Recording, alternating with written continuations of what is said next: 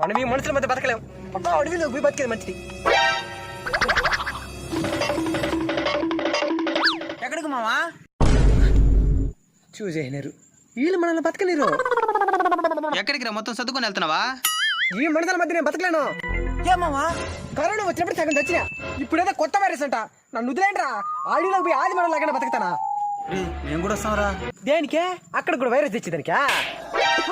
ముందు సైనా ఉండి దింపాలా. నోట్కి ఏది దొరికే తినేసేది. ఇప్పుడు మన ప్రాణాలు తీసేది. అవును మావా, చైనా వాడు కొద్దిగా కొనగలరా?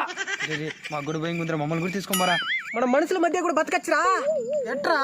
ప్రభుత్వం సూచించిన విధానాన్ని పాటిస్తే. అయితే మనం పాటించిన పక్కనోడు పాటించడు. అందుకే నేను అడవిలోకి వెళ్ళిపోతా ఉండేదా. సరే మీరు ఇంతగా ఫోన్ చేస్తారు కాబట్టి రండి.